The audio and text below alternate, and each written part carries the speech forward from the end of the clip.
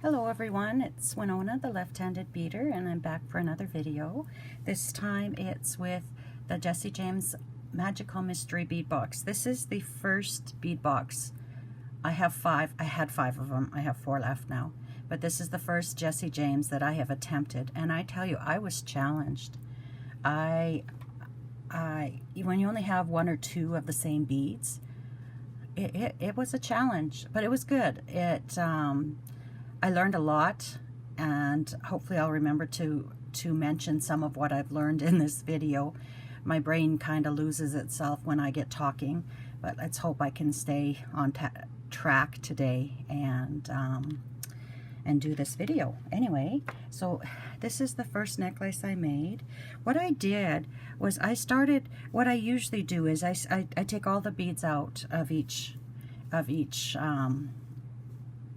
subscription box, and I lay them out on my cheap little beading board from Michael's, and then I start pulling units together and kind of go from there. Well, I had done some last night and I didn't really like it. I was trying again to get every bead in, you know, and I didn't like it, because even though I love this box, make no doubt about it, I absolutely love this box, I don't dress in those colors a lot. I don't dress flamboyantly. I tend to be more neutrals, and my neutrals aren't neutral. My neutrals are like olive green and browns and khakis, and you know, they're not whites and creams, more so. But anyway, so I had to tame this down a bit because I wanted to wear it. I make my jewelry for me to wear. So I started putting together units. I separated the really bright ones from the more subdued ones, and I put together units. And at that time I was going to use I was going to add this beaded chain to it. So I started putting units together. I decided I wasn't going to string it because I was going to add this in with it.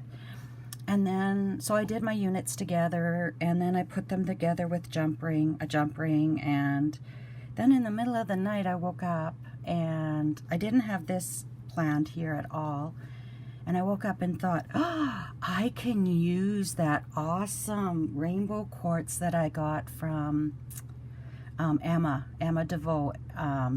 If you haven't watched her, check out her channel. It's EMMA DEVOST on YouTube. Anyway, I bought this from her garage sale, and I thought it'll go perfectly with this and I can use it. So then today I had to figure out how to use it. First of all, it's a different color metal, which truly doesn't bother me that much. Oh, and another thing I thought of in the middle of the night is I wanted bigger units here. I wanted bigger jump rings, but I don't have bigger, thicker, chunkier units to add. So I thought, why not add 2? So then this morning, that's what I did, is I put 2 jump rings in every unit, which I think is good because this is pretty heavy. It's a pretty substantial necklace. So I thought, oh, I can use these units then too. So how do I put it together? Well, I did my end for my eye pin. I made my eye pin. I used 20 gauge wire throughout on this, and I did my end, and I slid this big bead on, and it slid right off. I thought, well, first of all, I thought I'll use some of those seed beads, these seed beads in between, underneath, so that these don't move as much and they don't wear on the wire as much. And so I put a few seed beads on, and I put this bead on, came right off. So then I thought, oh, I'll go grab a spacer out of my stash. Same thing, came right off. So then I had to grab another spacer. So anyway, in the end, this really hangs nice now with that in there. And it used these big beads that I had no idea what to do with. So then, like I said, I put my units together. This was the only substantial clasp I had. I know I'm going to have to start shopping for some better quality jump rings, chains in different colors, and clasps. I'm really lacking in those. So that'll be my next, I don't know if it'll be AliExpress or if I'll start looking at actual beading supply stores. So then anyway, I added this chain to this here just to create another little element, a visual element. So then I had all this chain left over. And my first thought was, oh, I could wrap it for a bracelet. You could wrap it around and round and round. So I had, this is the only other clasp I had, so I used magnetic.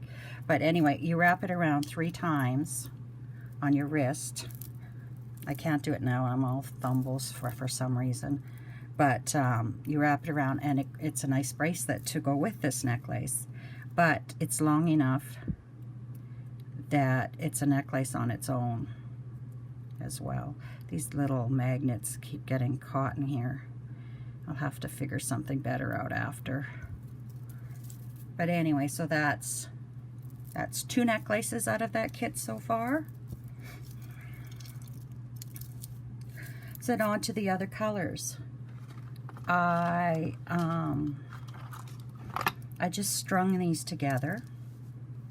I used a head pin from my stash and just strung this on there. And this is a bead from one of the, excuse me,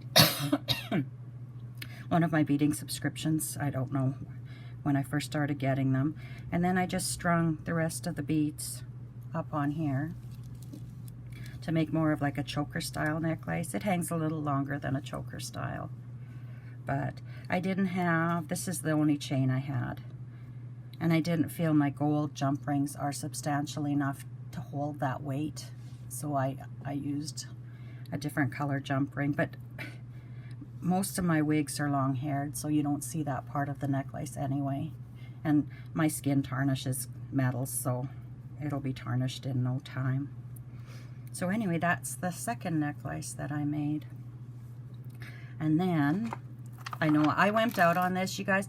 I have seen people do Jesse James jewelry and do amazing stuff with it, but I don't have a lot of those supplies. I don't have the patience, and I need stuff that I'm going to wear. Like, I'm not doing my jewelry to sell it. I'm not doing it to showcase what I can and can't do. I'm just doing it so I have something to keep me busy, and I have extra bonus of getting stuff that I can wear after or give away to family and friends. So anyway, I just made a necklace out of this chain. It looks beautiful. It hangs beautifully. It's nice and delicate, and it actually hangs lower than this. So it kind of complements it. It's a little bit out of it in proportional size, and this is a little bit out of it in it's a little bit wild for me. But and I looked at it and thought, you know, these beads go around your neck more.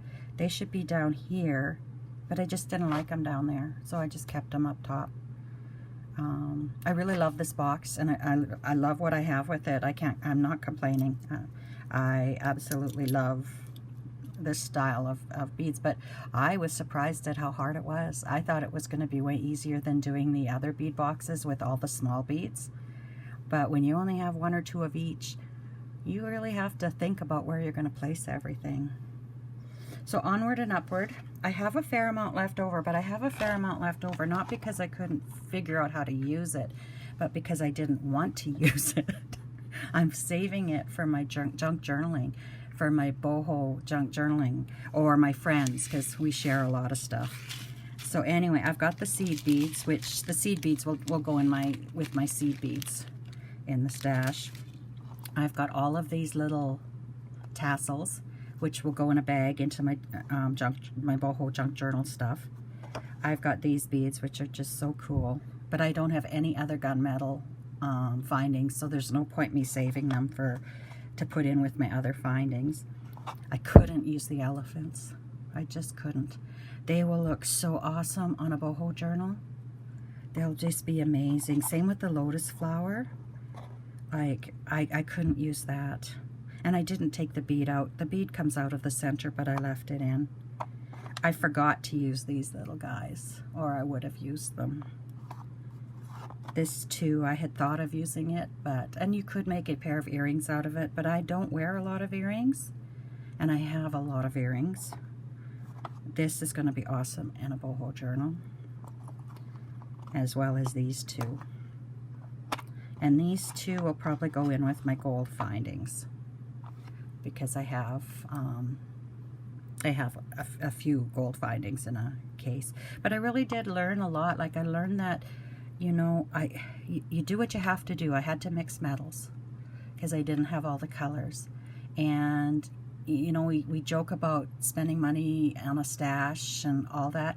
But when you do these, you kind of do need a stash. And it is sometimes hard to do a bead box without gathering stuff from your stash. But anyway, I'm happy I did it, and I think, though, I may put off doing the rest of, I have 4 boxes that I haven't touched, and I think I may just try to keep up at this point with the boxes as they come in the mail. And in the winter, when things are a little bit slower on the farm, I think that's when I may attempt to do some of those other boxes. But I'm known to change my mind as quick as you can blink, so who knows, I could show up tomorrow with another video on a Jesse James box, finished products. But anyway, I'm kind of babbling now, so thank you for watching, and as usual, I will show pictures afterwards, and I wish you lots of luck and happiness until we meet again. Bye bye.